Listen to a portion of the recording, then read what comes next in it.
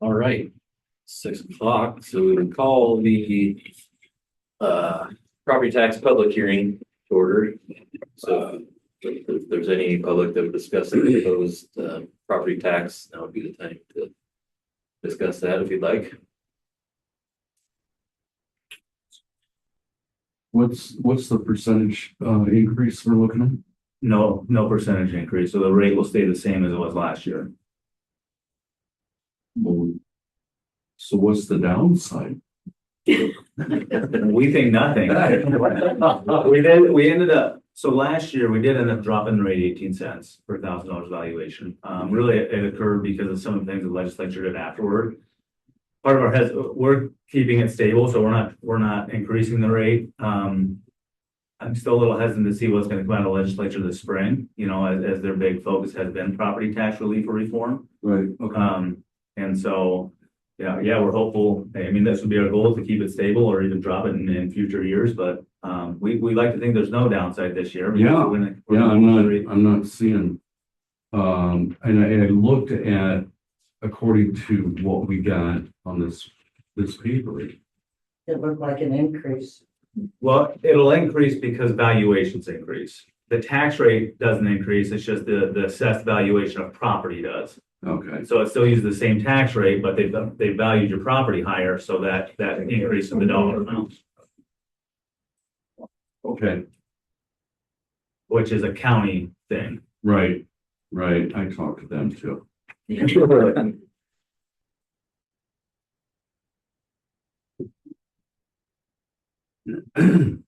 don't see them. So according to this, the current property tax is at $2,586,000. The proposed is going to $2,701,000. That's because of the increase in valuation. In valuation. Yeah. I get it. Okay.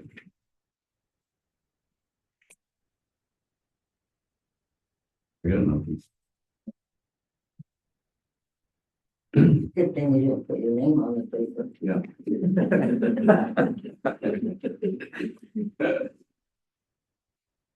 Anything else, Lena? It looks like it's supposed to be going up. I don't understand. Yeah, The amount you pay will, but that's not because we're increasing the tax rate. It's because they're assessing your property at a higher value, which does occur annually. I think probably historically, over the past 5 or 6 years, this year might be probably a lower valuation increase than what you've seen over the past 5 or 6, which is a good thing. Again, that's what you're seeing for an increase in dollars paid. It's not an increase in the tax rate, it's an increase in what they say your property is worth. It's still hard to say what's going to come out of this legislative session. That's still been their main priority is property tax relief and reform. Could we have to come back to the drawing board on this because they say, you have to do something different? It's possible. Right. So there's a little uneasiness there because, like last year, the rate was set at 1872 and they had their session and then they said, nope, you got to drop to 1854. So we dropped the rate to 1854. We could see the same thing like that. This year, they didn't really pass anything last year. There was really nothing passed, right? So this year it could be a little even more extensive. We just don't know what's going to come. What really we're waiting to see is where are they seeking relief? Is it from municipalities? Is it from school districts, or are they going to find a combination of both? But until they sign something into law, we kind of felt like we keep it stable. Let's not raise anything on our end, and let's see what happens. Yeah, it's hard. So like, say your total tax bill is $5,000. Well, that's if you live in the city, that's the city rate, school rate. If you live in the country, you get county, you get your assessor in there. If you live in the country, you don't have the city in there, but if you got ag land, it's kind of the whole pie. So if we keep ours the same, but say the county goes up a nickel, that could change that too. Or vice versa if something goes down. So it's you kind of, when you get your tax bill, You know, like on the back, it actually breaks down in that little pie chart thing, you know. You know, schools are probably a good portion of it. Yeah. But, yeah, it's all those pieces together that can affect that kind of total bill that you might be looking at. Yeah, it's hard because, you know, we've talked about it too. It's like, well, gosh, they raise the valuations every year. I mean, if we try to, we can't necessarily lower our tax rate to get an equal amount because are they gonna do more or less next year? Then your tax rates might go up 20 cents one year, down 10 cents, you know, and it's doing all this stuff. So it's hard to get that balance of guessing what the assessment's gonna do versus tax rates and everything else, so. Yeah, I know, I get mine every year, it's like, it shows last year, this year, what? It's tricky. So how did Baxter District end up having one of the highest, school taxes Sure. on the income taxes? Why are we one of the highest in the state? Because the valuations of our district is one of the 15 lowest in the state. So for us to generate the same dollar amount that a neighbor does, our rate has to be higher than theirs. Because the valuations of it's either commercial, ag, or residential are so much higher than ours. It's a difficult situation, but, you know, if you compare neighboring districts, somewhere like Collins Maxwell, you know, we're probably levying roughly the same amount of dollars. It's just that the valuations change, the levy rate itself. So our valuations, the valuation of our total district is one of the lowest ones in the state. So if you look at that, like the $2.7 million for our district, like say Collins Maxwell, I don't know their numbers right offhand, but they might be 15 million. So this is just that game of percentages. If we're at 18, they can do 14 because they can just tax that more. Because they have more That more valuation. valuation on there. Yeah. For a small district, say the commercial, industrial, basically nil. Yep. So. Industrial can make a big impact, and for most rural schools, that's windmills. At the other school that I manage, we have $28 million of industrial. We're no larger than Baxter, but we have windmills, and that makes a difference in your tax rate. I think we'll see a difference with the Dollar General coming, because that's more commercial. So that'll help, as well as bringing revenue to the area. It's rough because once you retire, You're on now a our fixed, taxes are higher and we already know that we're getting screwed on water bill and electric bill. And it's like, can we even afford? I mean, we're at the point where do we sell our house and say screw it? Because the other expenses have just continued to go up.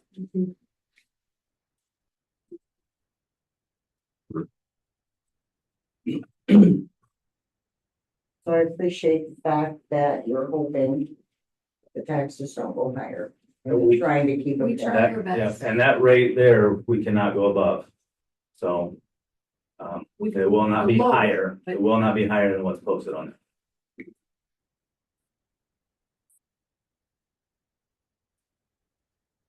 Well, you guys all live in this area too. All in Baxter, so you're having the same problems we are. Yeah, whether it's individuals or the school district itself, you know, this building, you know, it's all the same. They pay the same water bill and everything else, so. Say the schools always face those challenges too for expenses. One thing I think would be fair to point out, and it's just something we can't solve from here, but we always think about it as just Baxter as a whole. We just need to grow, not be afraid to grow as a town, you know, like if we could put another 100 homes in this town somehow.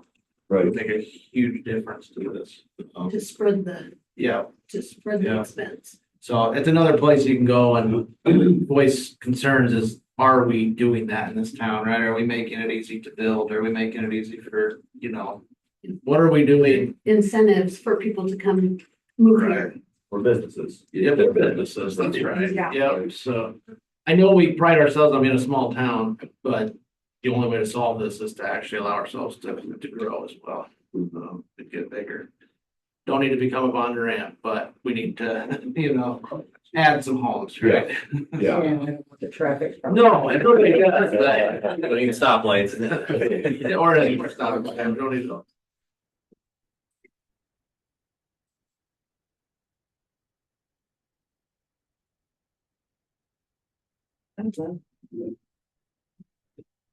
Thank you. Anything else then? We'll take a motion to adjourn the public hearing. So, Second. fair say aye. Aye. Public hearings. Yeah. Adjourned. Thank you. Thank you. So we can call the regular meeting to order. Changes to the agenda at all? Take motion to approve the agenda. So Fair say aye. Aye. It's approved and your consent items if you have it.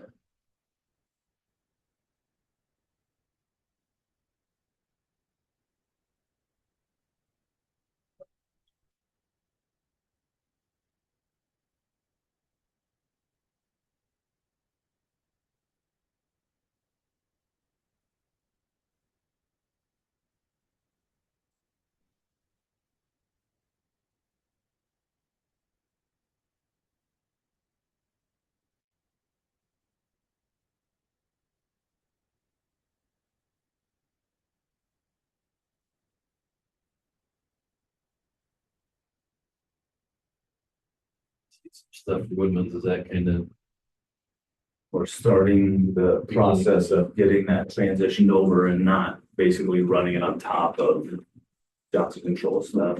I think one of the benefits too with making that transition is they're not providing our controls and our mechanical. So they'll come in and if it's something mechanical, they're gonna say you need to get your mechanical guy on it. So it kind of keeps each other in check and honest a little bit. Instead of one company coming in and we have no idea because we don't have another one to say, hey, this is not a controls issue, it's a mechanical issue, but.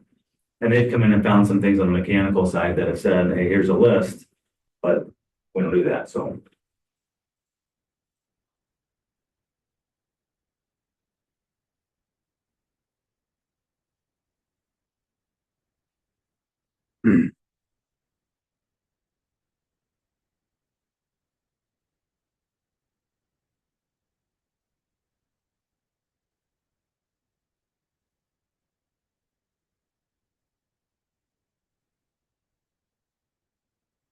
We're a little wide on bills this month with the spring break in here.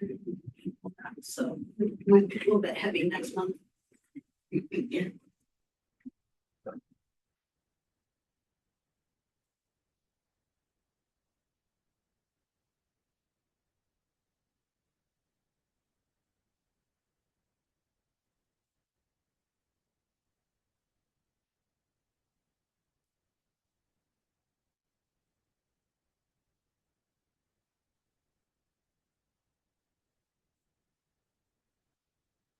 questions on any of those items?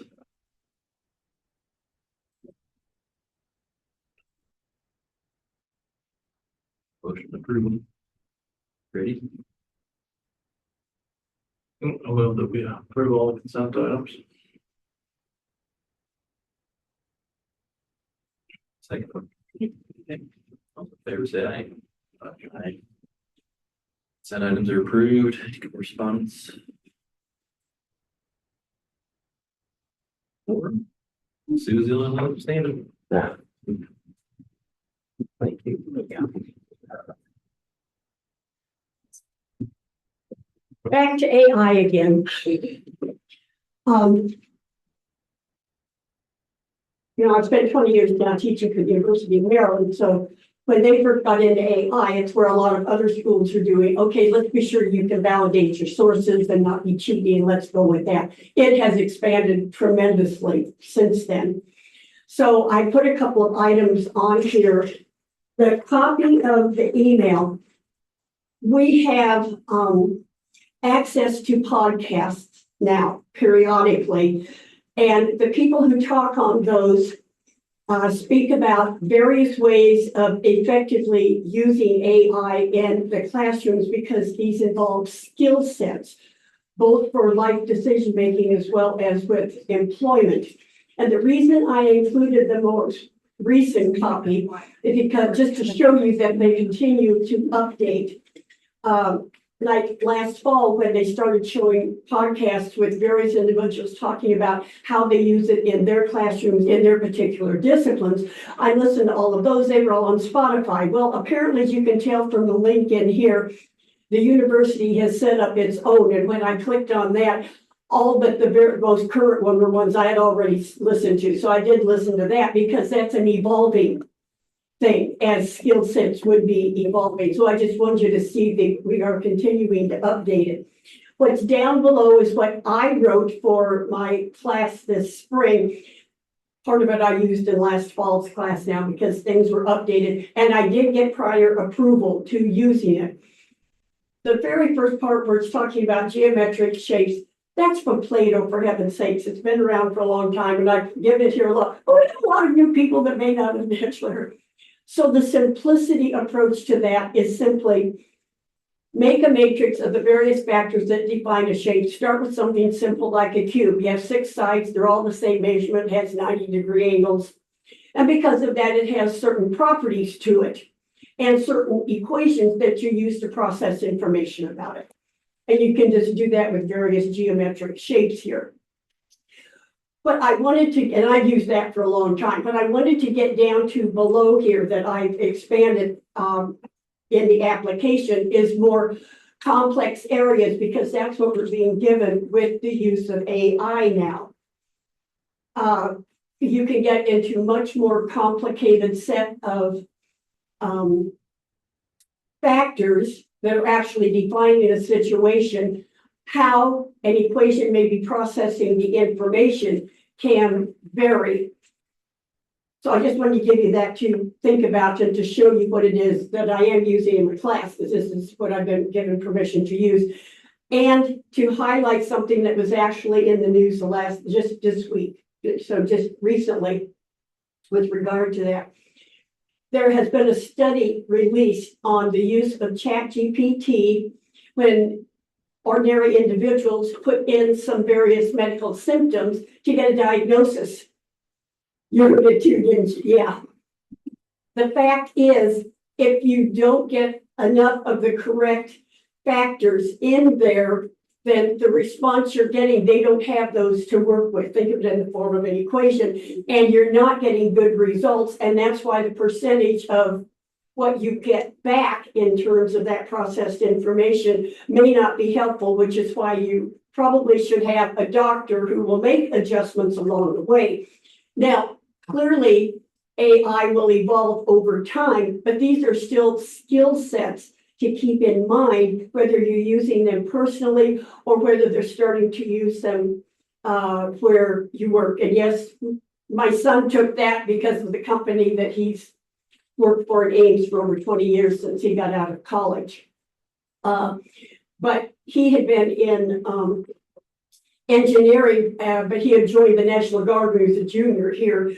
But he got pulled out of college when the Iraq thing started, like over 20 years ago. And when he came back, suddenly he didn't get into that. He got into management information system. That was because he worked in Signal Battalion, and that's what he'd been doing for a year. That was his focus. That's what he finished. And the company that had been started by 2 former Iowa State professors is doing extremely well. And he's using this to process information, offer services that is really improving the way their various components interact that they work with in various people. And it's getting a big upgrade from that. So it is very important that he understands it is going to evolve over time. And fortunately, I have someone to actually discuss some of the AI with me and how to apply it and using that. Thank you. So I really liked it, but I just wanted to point this out because I don't know where your discussions are going with the teachers around here. I just wanted to make sure you had access to keeping things going. So thank you anyway, and I'm sorry I just wasn't my 3 minutes. It's okay. Thanks, Sue. All right. I know I provided a document just because from our work session, we had some discussion about like breaking down some of our behavior data a little bit further. So I did kind of do that just as far as like the reported behaviors of the documented ones that we have, and then the number of referrals that we have by grade level. Most of ours, 65% are tardy related, most of those being to first period, because I mean, I know we kind of saw that with some of the survey results from the calendar. The earlier start time and in the first semester too, which was good to see. Students have evolved more. So there hasn't been nearly as many as we've continued on, but in the beginning it was a little rough. So some of the other areas like disrespect, I can just take a lot of different forms. Usually it's something somewhat minor, but a student maybe saying something or doing something in a classroom that needed some work. And then language was another one. So for the most part, our students are really good. I know we kind of asked about that, kind of talked about that. We do have one grade level that has way more than the rest, and I'm not surprised. I'll just leave it at that. So some of the additional information. I know there's been some discussion about the shop of the ag building and the uses of the shop area. So I just wanted to kind of provide an update. That's kind of the second page to the document that I provided, the most of it. We're actually going to be splitting our ag power mechanics class into 2 separate classes that will each run a semester next year. So we will have an ag, woods, and construction, and I listed there for you to see just all the different units that Ms.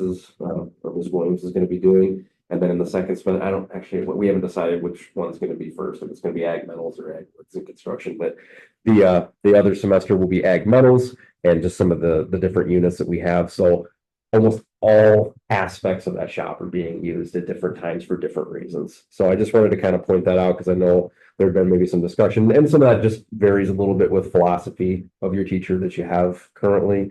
I'm very pleased with the work that Ms. Williams is doing out there. And, hopefully she stays for a very long time, but this is kind of her design thought processes. We'll get this in our student course descriptions when we get that out, so students can make sure they have an understanding what's going to be offered for next year. And just wanted to give you an update on the shop usage. Just a few activities because Zach is not here. Speech competed over spring break, taking 17 events to the state competition. Out of those 17, 13 received a Division I rating. All state speeches for the entire state of Iowa. Avery Wonders was nominated to perform at UNI on Monday, March 30th. She will be performing her after dinner speech entitled Tech Talk, which actually she's mimicking an AI like use. It's unbelievable. Like it's phenomenal. But basically, it's kind of really funny because it's ironic that it works right in line with it's like an AI bit. So and National History Day was today in Pella. 2 of our 3 groups qualified for state. This included 6 students. I really only know that because I just happened to run into one of the students that got a medal today right before our board meeting. He was more than ecstatic about that. So I don't have all the results for that, but I'll announce those tomorrow morning for our students. And then I don't know if you saw this from the FCCLA conference that they have. I know we approved the overnight stay and all that, but I kind of provided a link there. In Eastern Iowa, KCRG Channel 9 is the Cedar Rapids station, and they are that's news for everybody in Eastern Iowa. Camden Moffett actually performed live. She was the state champion for the grilled cheese contest. And she actually performed live with their news team. And it's a 7-minute video. It's definitely worth a watch. They give quite a few shout outs to Baxter in general. It's amazing. So many kids that are doing so many amazing things. Our school play is this Friday and Saturday night. In case you were looking for something to do, that'll start at 7 o'clock in the East Gym. And just kind of talking about course offerings again, we're going to be making some serious adjustments to our English, math, and science strands. I'll bring an update of all those, that we're gonna be doing, just trying to like, as we looked at some of our school performance profile information, the fact that our growth in reading and math did some work. I'm gonna kind of highlight some of the changes that we're making so that we can start to make some improvement, because once you have the data to acknowledge that you need to make adjustments, you need to make adjustments. So I'll be bringing those forward in the next month or so. I know it's a lot in a short time. As far as the behavior, is that just student? Or is that, Most of it, we don't really have, I mean, when it says like abusive or inappropriate language, like that was one of the higher categories. Mostly it's not like a student like saying something to a teacher, like, it's more like someone overhears someone swearing, which we do kind of categorize them a little bit different. A major would be like student, like, saying that in class to like disrupt the class and that kind of thing. And not that it's okay. We don't just ignore it, but at the same time, it's still a little bit different. Yeah, we code them a little differently.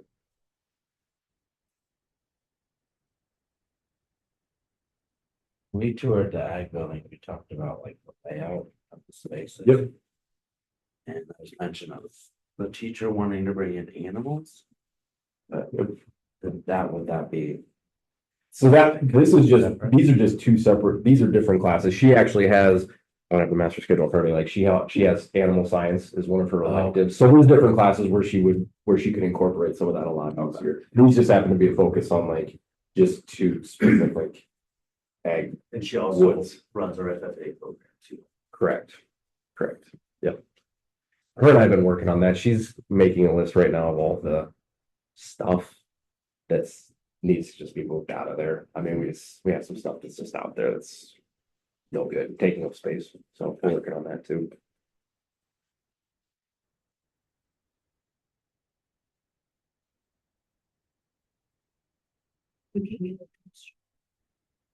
I like to hear. The engine lift will be more than that though. That thing is massive, so we'll have to figure something out for that, but that's a different thing. Yeah, that's true. A lot of metal there. other questions? Thank you. Thank you. We want to open enrollment? Okay, so we have one, for the current year, we have one fifth grade student from Collins Maxwell, filed for good cause, and so we were able to accept her immediately. For 26-27 we've got 3 from Colfax Mingo, a 6th grader, a 10th grader, and 11th grader. The 6th grader is dual enrolling for extracurricular activities, which is not common to see that often. From Newton, we've got 5, 3 kindergartners and 2 ninth graders that will all enroll here next year. Kindergartners, remember, have until September 1st to actually file, so their deadline's not March 1st, so you may see more of those come in.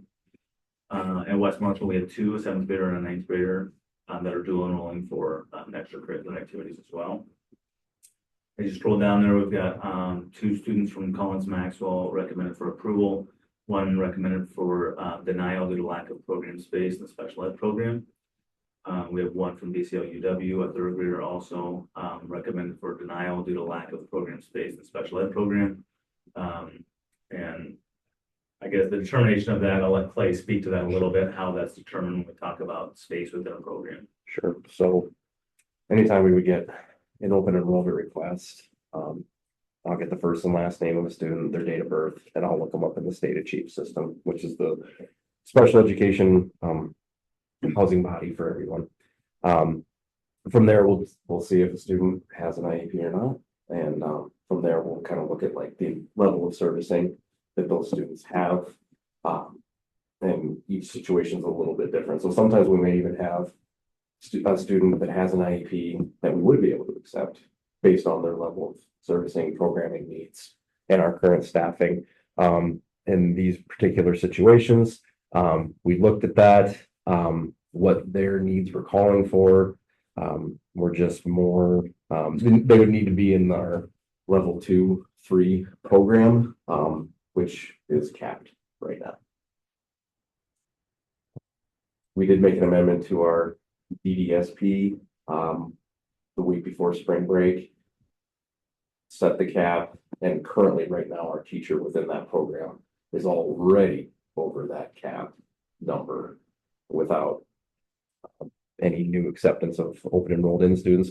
And of course, there's always the chance in August 25th that we'll have some new resident students as well, which almost always happens.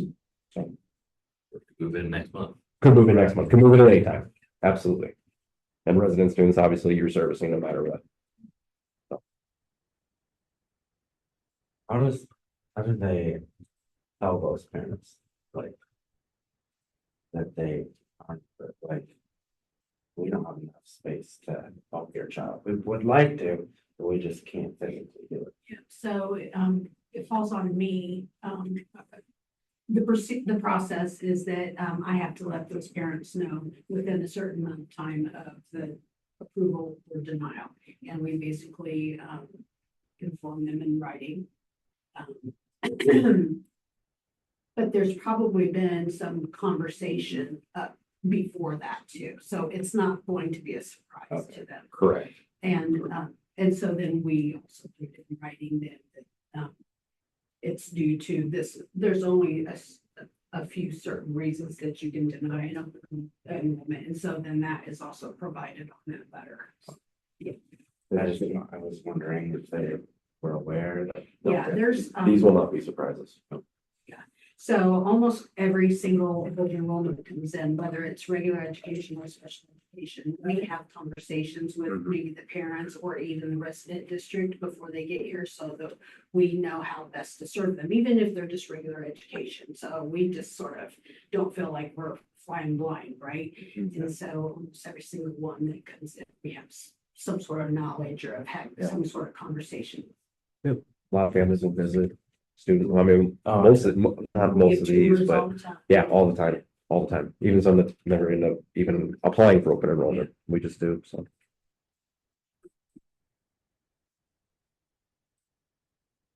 So what's, if we, I don't know, that's in the extracurricular activity before on here, so. Is that just that, I'm assuming that they're not going to school here, they're just doing Correct. sports here. It could be homeschool, it could be online school, Oh, it could be any of that, so those, but really it's just those two. okay, but it's, they're just doing the, okay. We do get some funding, That's what my next Yes. question was, Yeah. does that allow us funding? It does, it's, a So, little bit, it's not much, a few $100. Yeah. It's 0.1 generally. okay. And then when it says ninth, that's the grade they're going into. or they're Yes. in? Yeah. Yeah. That's really going to- yeah.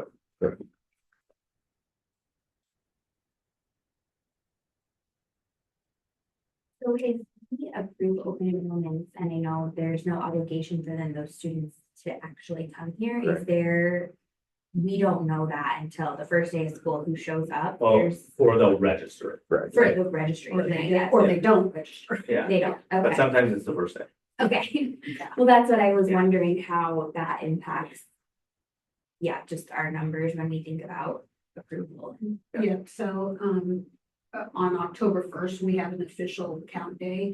And so that's when, leading up to October 1st, that's when, we're sitting down and crunching the numbers, all that good stuff. And then we go through, who I say that we approved in the board meeting, compared to who actually showed up, and then we remove them and, just do all kinds of things like that. Because we do suggest that if you're even thinking about it, let's go ahead and get you approved so that you have the choice, right? Yeah. Okay. So, Okay, that's.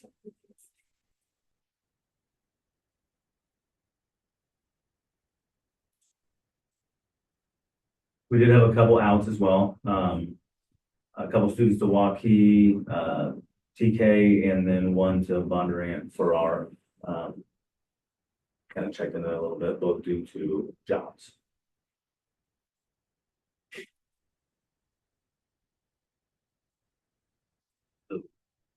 So I think you want to take this year's by itself. The current year Yeah. for immediate. Yeah. Okay. So we have a motion to approve the current immediate open enrollment request. Charlotte. I move that we approve the current year open enrollment request. Second. Fair standing. Aye. You're approved. What's approved? Approve the ends. All of them, all the ends. And then you approve the two times. Yeah, so. Yeah, motion to approve the recommended. Approvals for open enrollment in for. The next school year. For the. Is there? We're supposed to do 15, but. That's what you mean, 15 or 16. Yeah. Okay, so the recommended approvals, the motion to approve those for next year. So moved. Second. Fair say aye. Aye. This be two. Okay, so then we have a motion to deny the two recommended.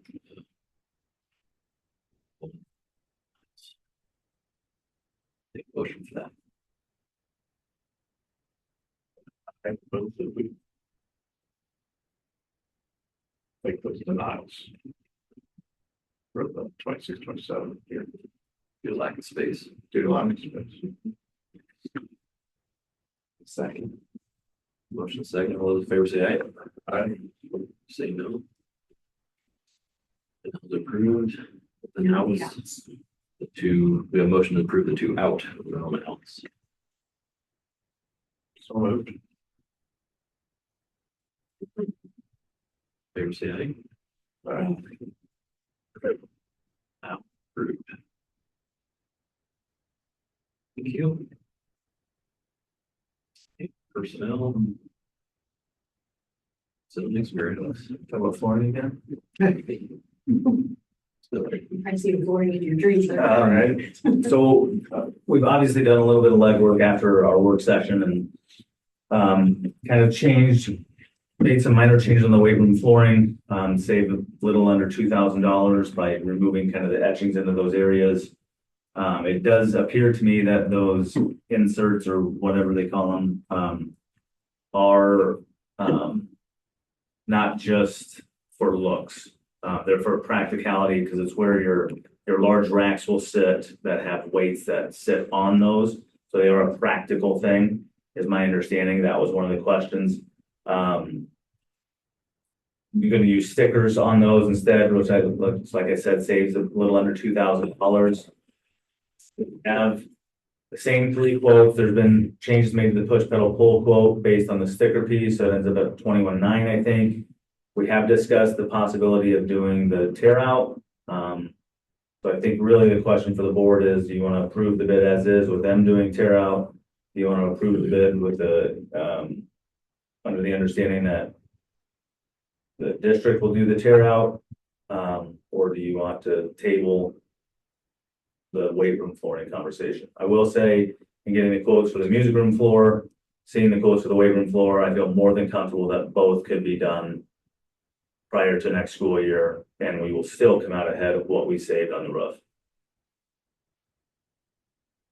I think that's my thought. On the flooring is. I think probably go ahead and pay some of them to do it. I don't think it's fair to have. We have volunteers do things, but to have coaches and teachers tear out a floor that they don't really know what they might be getting into. It does get a little sticky. Yeah. And Pardon the pun. if the people that are actually gonna put it back in, they take it out, they might know what they're getting into a little bit. I think it might be fine, if there's no problems, but I just hate to put that burden on people who are already putting their time in and then above $4,000, but at the same time, it's a lot to ask of somebody to however much time it takes for them to, labor to do it. And I think it would help it move along quicker. Like, we don't know how long it's gonna take a lot of people to do it. Well, then it's like, okay, we'll get to it in 2 weeks. Well, you tell the 40 people, well, we can't wait 2 weeks. Or if you wait 2 weeks, it's gonna be 3 months. Then they get here, they do it, be done. Good for me. And just like the risk of if something were to go wrong at the removal.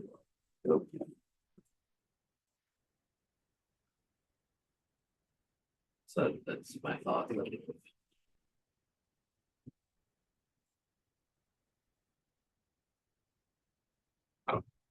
Yeah, I'm worried, or sounds like we're all in agreement, so just have them.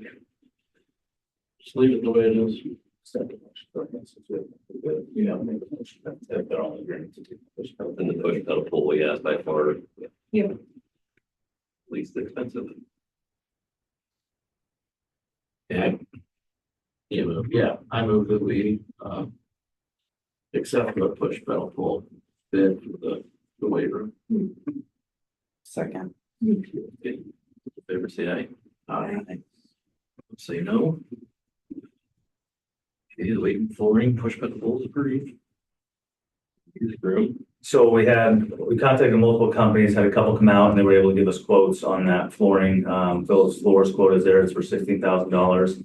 And then the company out of Bondurant, the Iowa Flooring Company, I think is what it's called.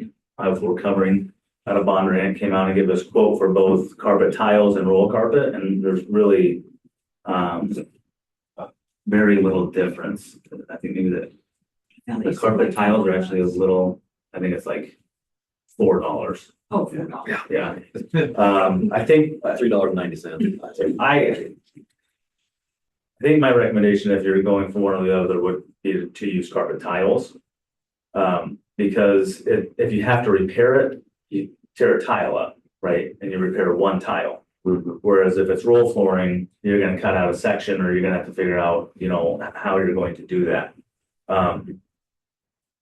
So I would think when if you approve the quote for IFC, we can obviously double check with them. What would you recommend, right? Is there an advantage to one over the other? Because certainly on their end, it makes very little difference.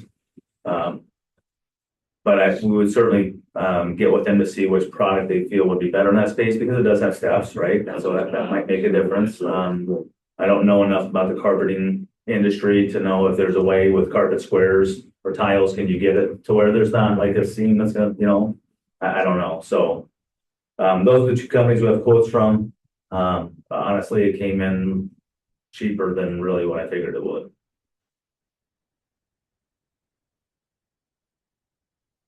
So it's basically not that floor covering, but just kind of what Yeah. is gonna work better. Yeah.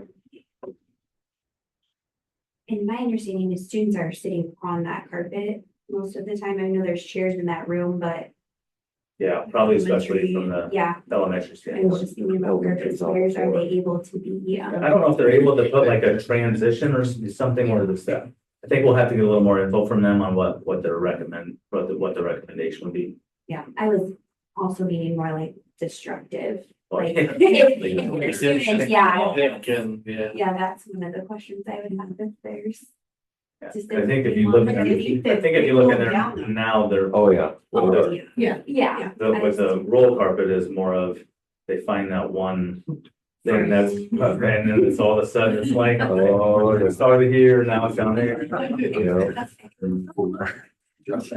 Yeah, They're gonna destroy it. okay. It lasts a long time, though, so if we get that many years out of the next one. Yeah. Yeah. You can do it pending their recommendation if you like. Because they're both the same, unless they say with the tile, well, you're gonna have to do this and that's $2,000. Yeah. I'm sure they've already looked at it, figured in whatever. Do they? Sure they have, you get extra, like whatever extra they have. Yeah, we talked about that. I mean, that would be a question I would have too. It's pretty simple to get a box of carpet tiles. Mm-hmm. I don't know how exactly that works if it's roll carpet. You just buy some extra or what, but certainly we would want to have. Yeah, especially if it's. Correct. Yeah, but they came and looked at it, so they obviously think that tiles can go in there, they wouldn't even. Yeah. I think.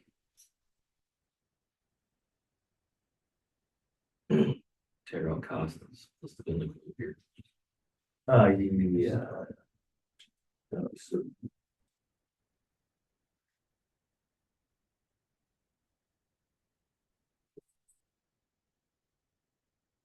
Yeah. Yep.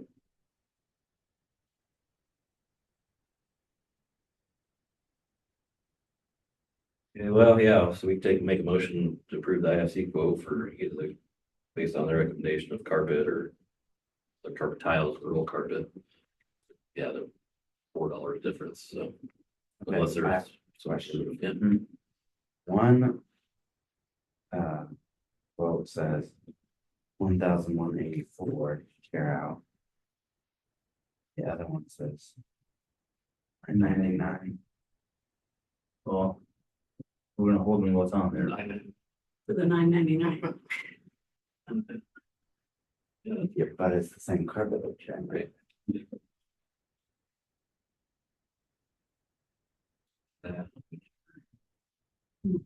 Yeah, we'll clarify that as well.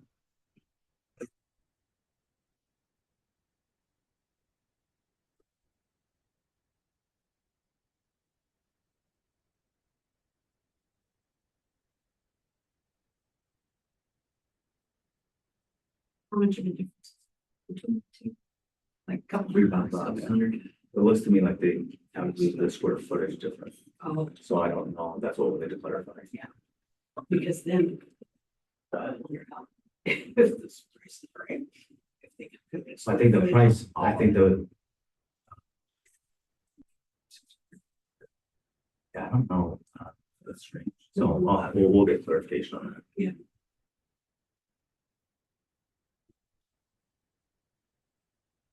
I think potentially maybe the steps, is that changing that square footage? Maybe just how much like that. Yeah, it might just. Remove, Maybe it- or maybe you have to carpet tiles. remove the product under, from one of them, but not the other. That's why I wonder how much different it was. You like that glue. Like say if you can only cut a roll of carpet so much, that might have more overrun for the square footage for a carpet roll than some tiles in there. Maybe it's maybe a little more efficient with tiles. I mean, I think either way that they're gonna be the cheaper vendor, and so Yeah. we'll get clarification on why there's a anomaly in those bids and then which they recommend.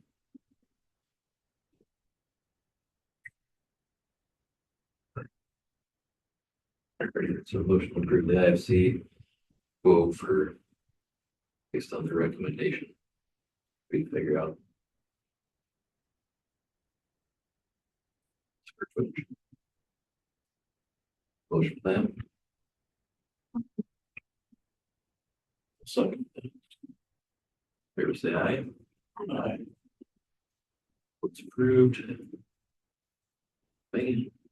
Yeah, formally approved the purchase of the 12 passenger van. We now have 3 of those, so they are utilized pretty heavily with activities. Yeah. Such now we've seen an increase in things like, I would say our FCCLA is extremely active, or a lot more active than it used to be. They're going a lot of places in speech, and so they're hard things to find, but when you do, you try to. Yeah. You're on the way there. Yeah. Disappear. Exactly right. They can be gone. I think you hated making that call to me. We're about 20 minutes late. Take a motion to approve the purchase of the 12 passenger van. So moved. Second. Favor say aye. Approved. And it's approved. A few things legislatively, when they passed 2% SSA, there was a number of things actually in that bill. One of them, which you don't care about, but Julie does, provides quarterly state payments instead of monthly. It actually is beneficial to us because we'll get the first quarterly payment up front in July. One of them also affects Julie. She was talking about that October count. Well, starting in 27-28 school year, there'll be 2 counts. There'll be one in October and one in January, and you're gonna get funding for the average. Doesn't seem like a big deal, right? Until you talk about early graduation. That's been a kind of a topic of conversation because understand if you've got seniors that graduate early, they're gonna be on your October count. They're not gonna be on your January count. But that may take care of itself because I think they're gonna require government on entire year of it. And that should be a senior taken class. So that's coming down I mean, the government part of that bill has not been passed. It is progressing. There's also another bill that's kind of on the radar that would require 30 minutes of PE for elementary students every single day. The fiscal note on that says that it would entail the state would need to hire 607 more PE teachers, which is considered a shortage area. Right now, they have to have 120 minutes of activity per week, which typically is 30 minutes a day, but that could be recess or PE. Part of the struggle becomes is, there's been additional mandates that you have to have so much intervention time for math and for reading and for this and that. Now you're saying, well, you have to have 30 more minutes of PE. Maybe our longer day will be beneficial for us just to meet code. I don't know. But it is, it does make things pretty tight. Within that same bill, it would require parents and students to basically sign a form, and in order to graduate, they would be required to participate in one extracurricular or co-curricular school-sponsored activity in high school. It would be a requirement. And it would have to be school-sponsored unless they take part in work-based learning. I don't know. It seems some of I don't know where the focus is there. Sometimes it just seems random at times, I guess. We sort of ran the early numbers in if they require this PE, and it could potentially mean an additional teacher for us. Yeah. And it's that way across the state. So, I mean, there's certainly pushback on some of the clauses within that legislation that's out there. But I mean, it is progressing. So it's something that I'm in contact with other legislators about. Unfortunately, the SRO waiting, nobody seems to care, I guess. I think it's been shot down both years now, I found out, by the Senate. So that's going to kind of be the final hurdle we have to cover there. It's just kind of lost footing both years as it's gone through. I think one potential bill that does look like it will pass is moving, if a student transfers schools, they have what's called a 90-day transfer rule. So right now, the code that's in place is you cannot participate in an extracurricular activity for 90 calendar days. They have changed that to 140. 90 school days. They have changed that to 140 calendar days. That's what the legislation would do. That's going to be extremely beneficial for schools on a 4-day week. Because 90 school days on a 4-day week means you can't play until mid-February. 140 calendar days in a 4-day week means you can play in January. So that's, I guess, a positive bill. We don't deal with that very often. It just doesn't come up that often. And then we're still kind of waiting on property tax reform. We haven't heard a ton on that. There's some social studies bills out there, like I mentioned, might require students to take a year's worth of government, providing civics in 8th grade or in junior high. I think we probably already do that. A lot of schools already have that built into theirs, but that could change some things too. So the amount of education legislation that is proposed is, if you just even opened the document I sent you, it's like 500 bills. I mean, it's an exorbitant amount of bills that are proposed. And obviously they had the second funnel last Friday. So we'll have a pretty clear idea on how some of these progress that would affect us moving forward. Questions on legislative? But we talked about it before, but having an end of session meeting with some Yes. senators maybe regarding Is this. this, are we in an election? We are next year. 27. 7 for them. Okay. So we'll have. I can go look at that. Percent in the House. So, but yes, an end of the session meeting is always good.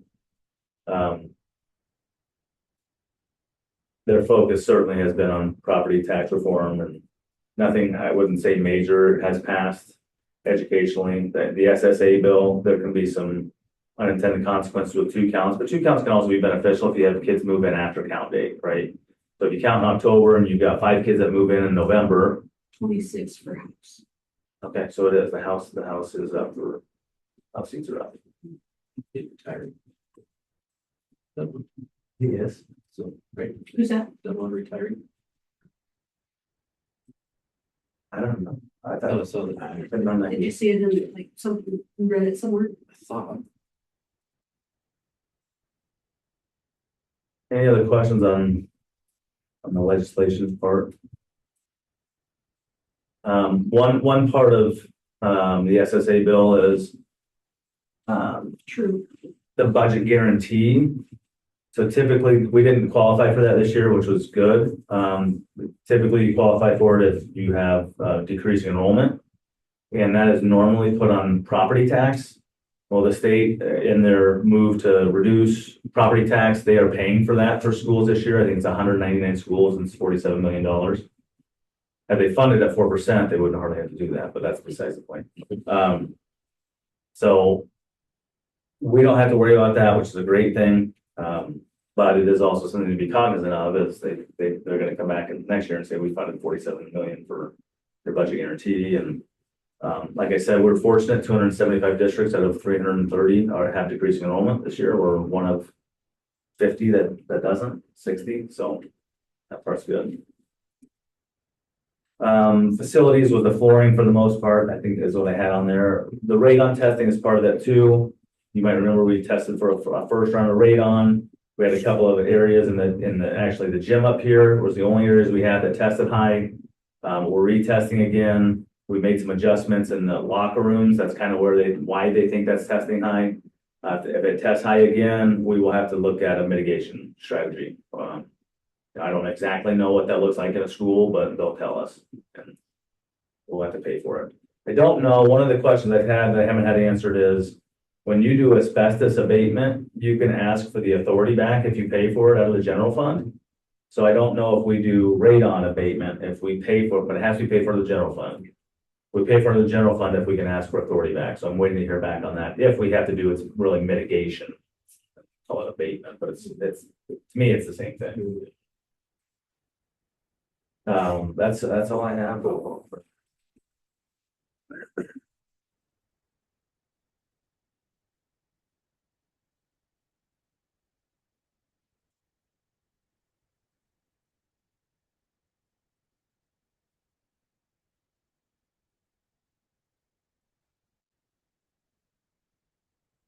Are we doing closed session tonight? Not for the first item. Has to be done. Like if we go through it, if they feel like we need to. Gotcha. You Okay. can, but you don't have to. No, that's fine. I was just curious. I didn't know if you're. When Chris explains. Well, I'm okay with it. Thanks, Sue. Thanks, guys. Thank you. The BA initial proposal is linked there. This really has been a collaborative effort from the district and with the association, because there are really some drastic changes, and every school is going through this right now, from a step salary schedule to a pooled salary schedule.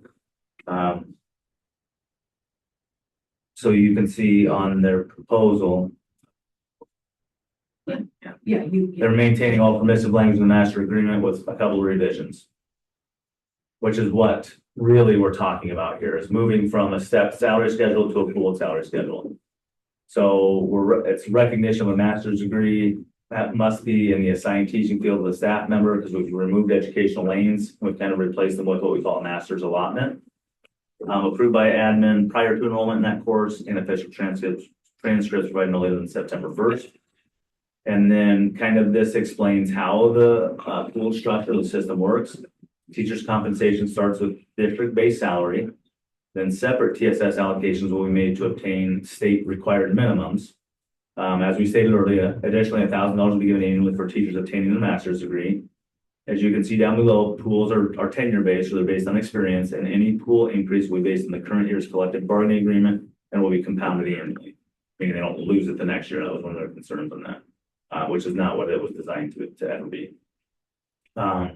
You can see on the salary schedule that the 26-27 base salary stays the same at 36.5, with a master's allotment there of 1,000. And the proposal by the association is as follows with those pool increases. 1 to 6, 1,090, 7 to 12, 1,340, 13 to 19, 1,590, and 20 plus 1,840.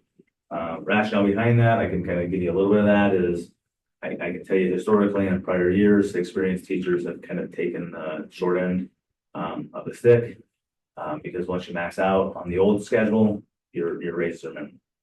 From the district standpoint, one of my concerns is that I really was focused on not having any pool get less than $1,000. Because in the long run, if our goal is to avoid compaction and you start on year 1 and you're making 50,000, by year 13, we have to pay you 62,000. If you can maintain $1,000, It's a grant. there's no cliff, right? The pool increase down below is called TSS2 money, and so it comes from our TSS money.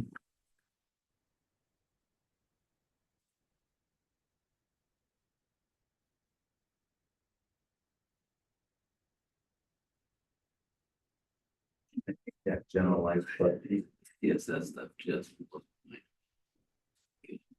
So if that disappears, I mean, every, we've seen. it's gonna be $1,000, $1,000, right? correct. I mean. Well, They're not- gonna not- keep- if they're gonna keep those. Not true, not true. If it disappears in the next 25 years, then yes.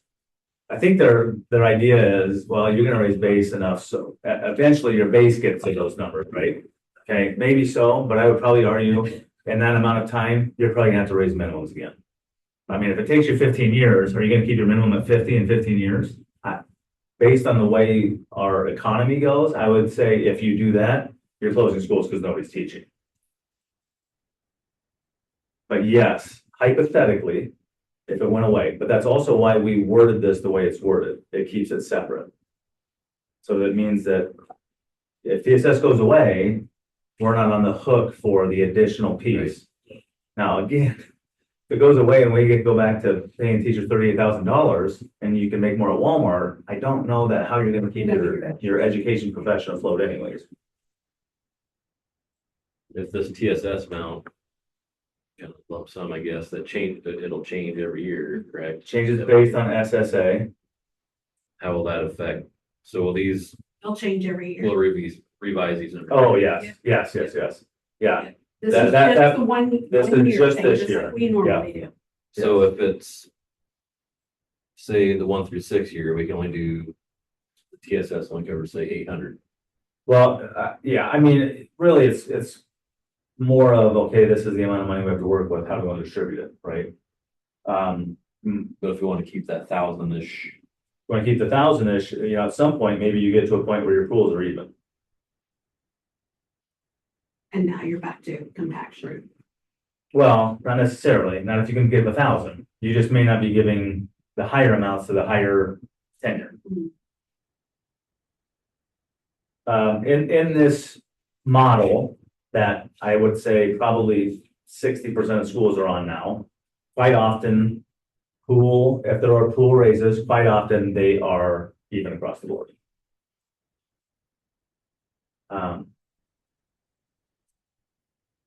But with the understanding that we're behind a little bit, especially with that 7 to 12, and I think the idea of which I don't disagree with, that even over the last 2 years, as minimums have raised to quite an extent, our veteran teachers have not seen that same type of jump.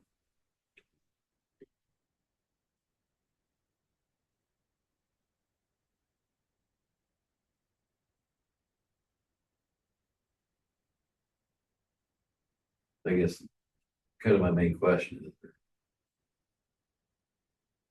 The base salary, Well, eventually, that's not gonna be able to stay there. Right. That's gonna happen. So that's what I'm trying to figure out how the TSS fits in, because We're eventually. gonna have to do a little bit of each.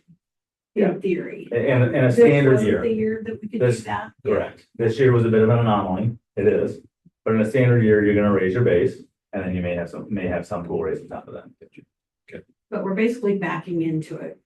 These numbers really have come from us. We say this is what we would recommend. They did have some alternative options, but in the end, they decided with Their union voted on what we basically that recommended. option.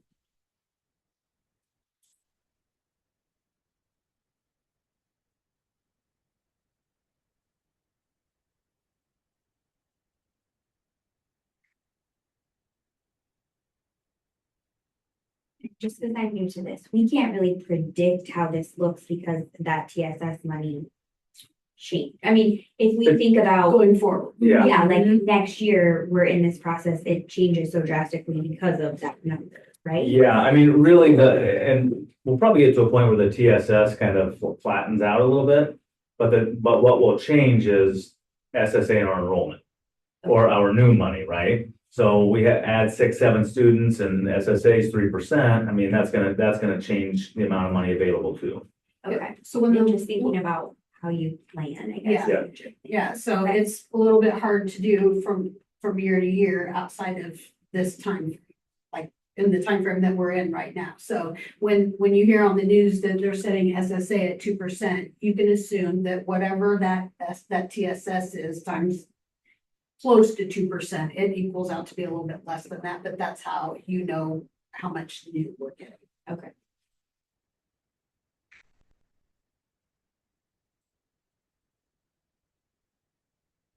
I mean, just to be honest with you, we're distributing money that we have to distribute.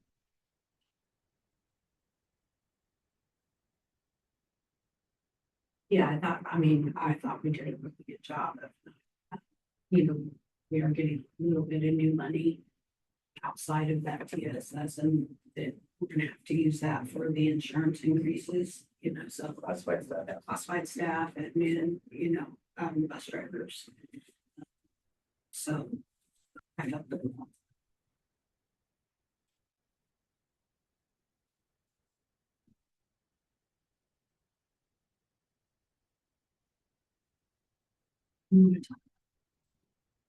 Overall package, Oh, equals out to. is that in? That's That should be in one of those. Sorry. Yeah, just for, your information, this ends up being a 4.5% increase overall package. Salary loan is about 3.6%. So when we go into this process, if you reach an impasse, it's pretty straightforward what's going to happen. You're going to settle at 3% or CPI, whichever's lower. That's just the way it works. So if you're somewhere around there, this doesn't have to be World War III.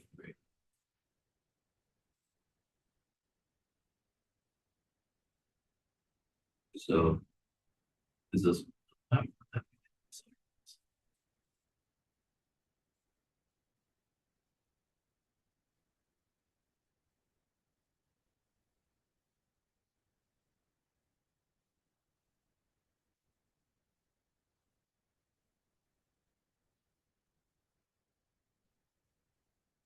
One thing Elisa brought up when I chatted with her a little bit today that we will probably discuss next month is the idea of a stipend, which can be separate from this for those DMAT courses.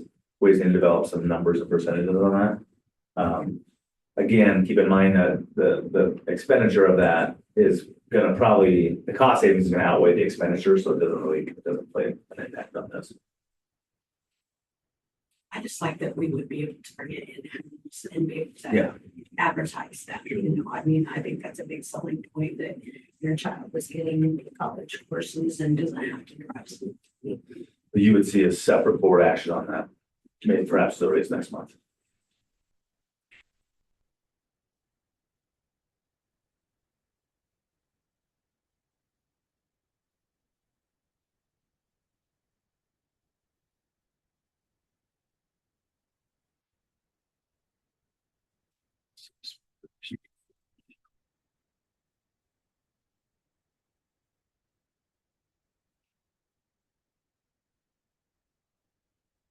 We really did a lot of work on it and really questioning ourselves, okay, what ifs, what if this, what if that, is there something that we're not thinking about? And, It's trying to undo 15 years of salary schedule programming in your brain. yeah.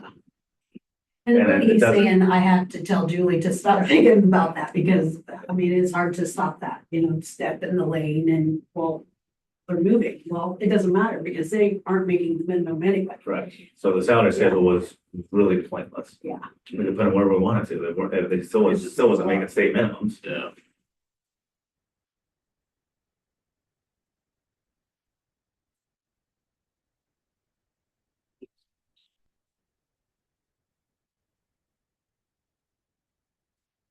as of now, or what you're saying, they agree with us right now too. Yeah, this is their proposal. This is, This is theirs, but it's ours. yeah, I got you. Yeah. Yeah, okay. Make things a little simpler. Yeah.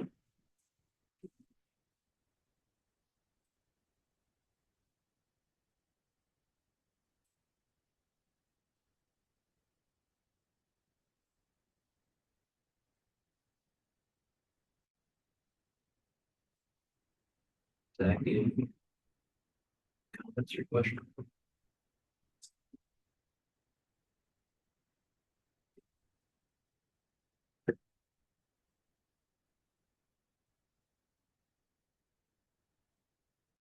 All we have to do, is vote to approve it. Motion to accept the initial proposal. Yeah. Well, we'll have one more.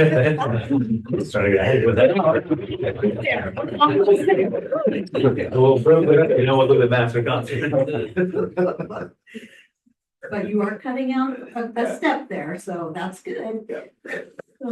I meant there's no like more back and forth. but- No, correct. Yeah, if you Yes. accept it, it's, Yeah. that's it. I can go to work on the contracts. It seems a little more, like I say, easier for schools, you know, it's percentages of.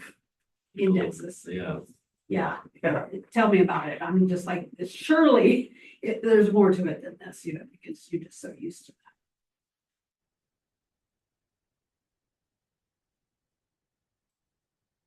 So obviously, based on that feedback, this was well received, you know, that they didn't have a lot of.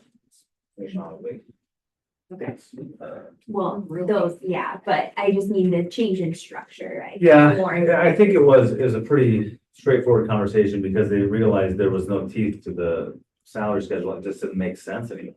Okay. And so we had to, and I think, and kind of us going, we could have kept the old educational lanes and say that we're honoring them, but they weren't meeting the minimums, so it didn't matter. So this was kind of a way for us to say, okay, let's really look at this and what's truly important, number one, and then because we can't implement all of those lanes anymore, right? We just can't afford to. So we talked about, well, a master's degree is kind of our separator there between an MA and a BA, and it's specific to what they're doing. And let's pay that above and beyond, instead of paying it before where it doesn't do anything for them.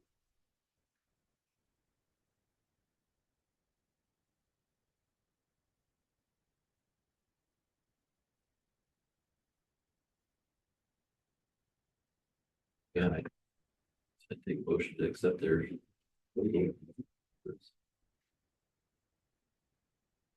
Any other questions?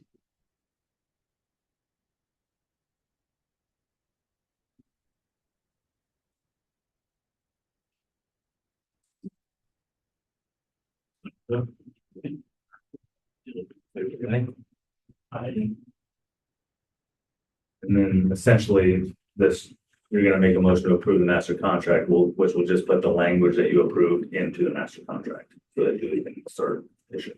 So is that? It's already in there. That's what I was like, it looks like it's already in there. That's what it's showing. Yeah. That's where I was like, I'm getting ahead of I was myself thinking here. of Zach. Let's move this along. Yeah. I just, I mean, it's pretty straightforward, so. We basically changed the language to really to omit talking about steps and lanes because that's no longer, and then to put in the correct terminology. You will see, because when you're looking at that master contract, you'll see some codes over on the right-hand side at the top of the pages. That's because they're board policy. So we're gonna have to change some more policy. I'll bring that to you next month, and we'll probably just do one reading because it's really just about the teachers and they've already agreed to it, so. So, as far as the supplemental pay schedule, Nothing changes. Same Nothing changes, thing. it's hooked to the 36.5. And then we may look to add to that. As Which should be we've the- done in the past. Yeah.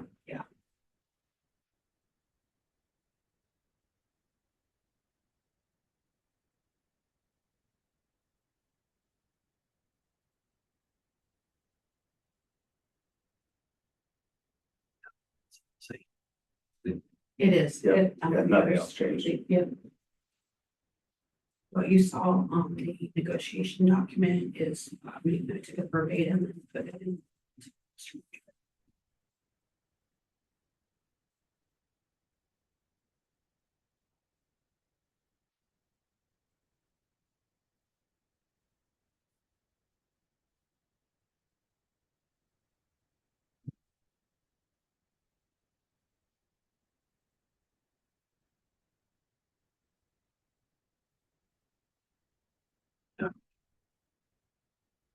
Minor changes, so. Take a motion to approve the master contract. I move that we accept the master contract as is. Second. Fair say aye. Aye. Master contract's approved. I think you guys, BA leaders, yeah, you just, like I say, being able to sit down and converse and let's work things out, make it make sense. So, I just really have to hand it to Chris because he started the conversations early. And I feel like ever since he came in, he's been a proactive in having those conversations. So I do think that in the next year or two, if it works out that we don't have new money, I think he's established a trust with them that they will like it. But if we don't have it to give, they understand that and they trust that that's what. well, that's like I say, on the BA side, be able to just take it in and listen and Yeah. understand, right? Exactly. I mean, we always, like we said, we always try to do our best. Yep. So yeah, I appreciate everybody's willingness to cooperate on that.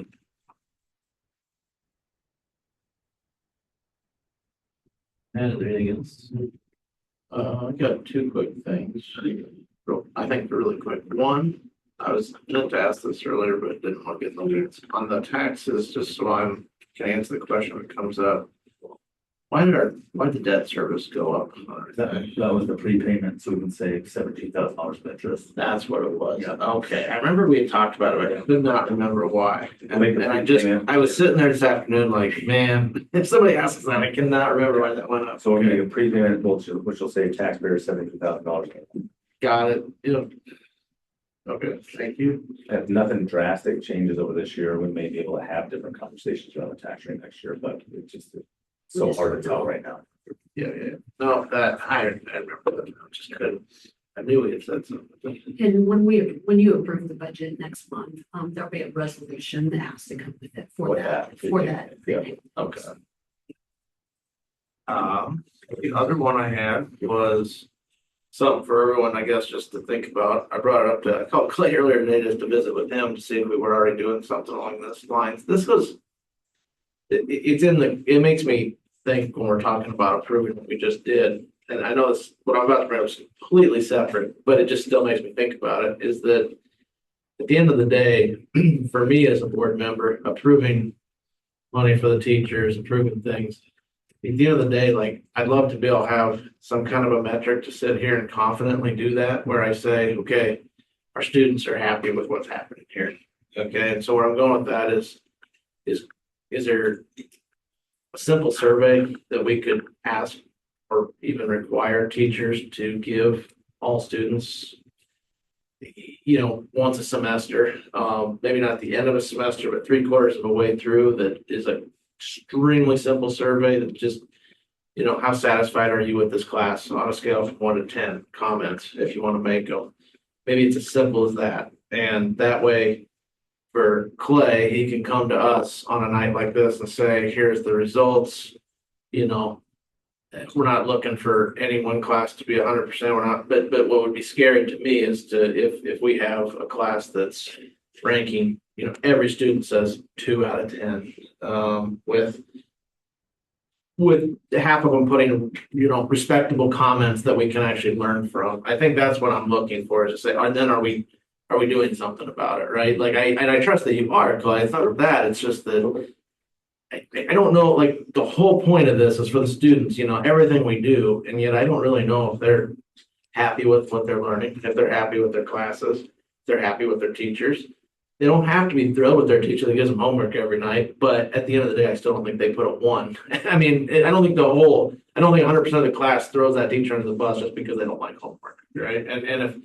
And that's where, ultimately you'd hope they write a few comments, so we can kind of, just like the 4-day school week, start to see, is there something we can pick out and learn from that? So I guess I'm just, what am I missing? Like, if we did something like that, what am I missing that I'm just seeing one, in my head, I'm just seeing one side of this, I guess.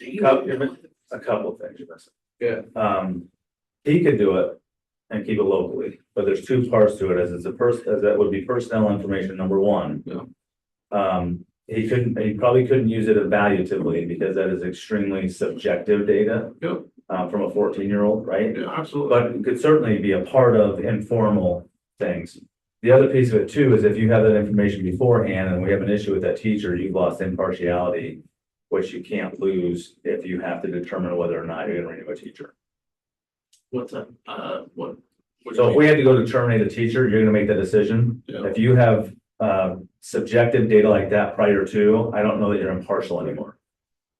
You have to, because you're gonna be the decision maker. So you have to Oh, get- for us. Yes. Yeah, I mean, I see what you're Yeah. getting at. For you specifically. You, the board member. So, need to be- like, I was thinking about this a little bit this afternoon after we talked. Is there a way to do it so that we don't actually know the class? Like, so it's 9A, and 9A means something to you. 9 means ninth grade. I don't know what class A is, but it tells me that, I don't know. That's my question, is that, so I can look at you at the end of the day and say, man, out of all the ninth grade classes, seems to be one that the students are really not happy with. Sure. Like, again, it's more just, are we holding our teachers a little bit accountable as far as, they're, at the end of the day, like, we're all, in my mind, we're all working for these students, whether we think we are or not. Well, that's kind of what, we're really all working for them from top down. And are they satisfied with what we're all doing from that standpoint? But I didn't know that, Chris, on staying impartial to the whole thing. Yeah, I think as far as accountability goes, the biggest thing is we have to trust that he's doing his job. Yep. And if we believe that teachers aren't being held accountable, We are holding him accountable. that's exactly right. Yeah. We're holding my feet to the fire. I mean, My thing is, I don't know how to hold him accountable because I don't really know. I don't know if we have teacher problems. That's where we come back to this. I don't know if he's doing his job or not. Like, Sure. you are. I know you. I know. I really don't know sitting here. I'm like, okay, good enough. It's like, if we say everything's good, we say everything's good, but what if the students tell a different story? yeah, I mean, I think that, I get exactly what you're saying is that, but I think the question is what's the metric we're using? What data can we use to say that teachers are doing their job? Now, we have some, right? We have some assessment data and those types of things. But outside of that I think you have to, the trust lies, and we've hired him to evaluate our teachers and assess our teachers. Now, if we're hearing other things, then that's when we start to raise some questions, say, what's going on here?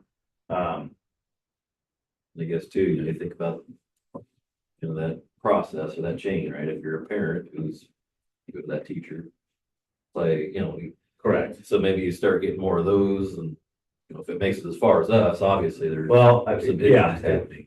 we tend to see that escalate more in coaching. I don't know why that is, it's just the way it goes, right?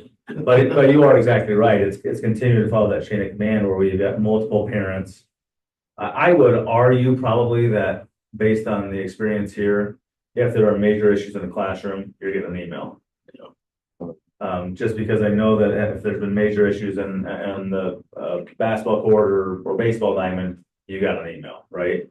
And so I think that I don't want that to be the be all and end all metric. Obviously, you don't want to wait for it to come down to that.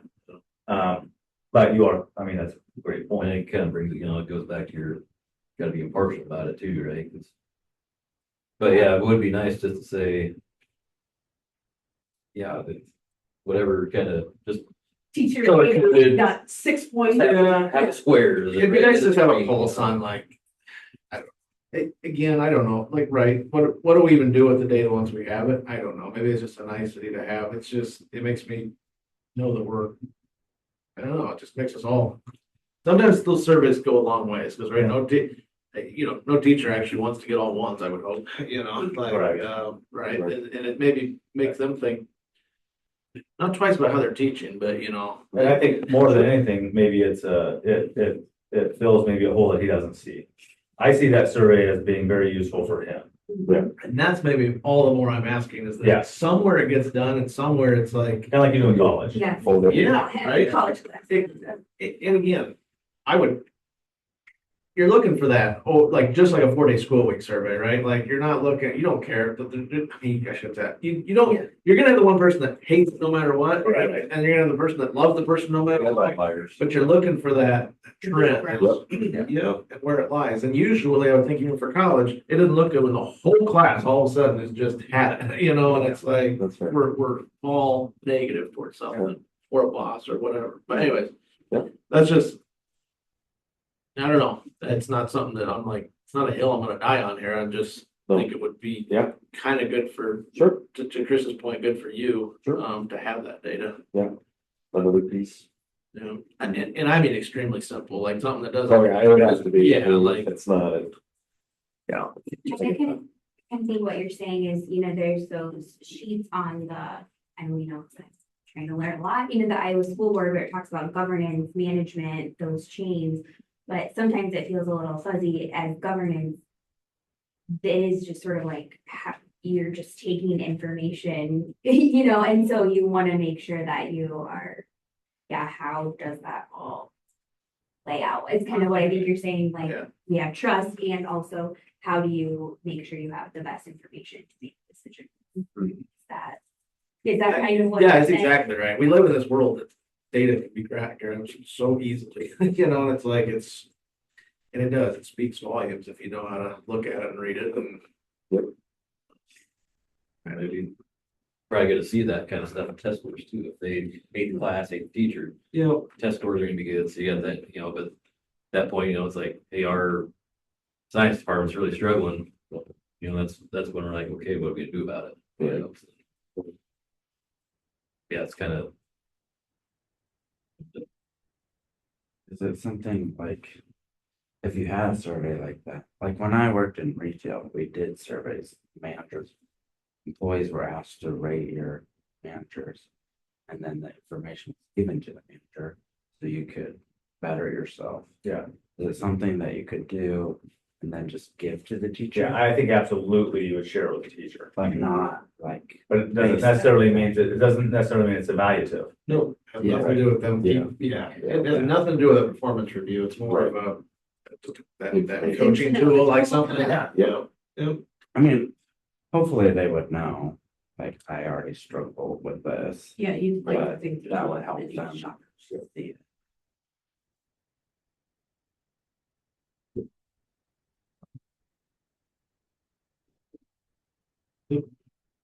Thank you. That's all. Yeah. Sure.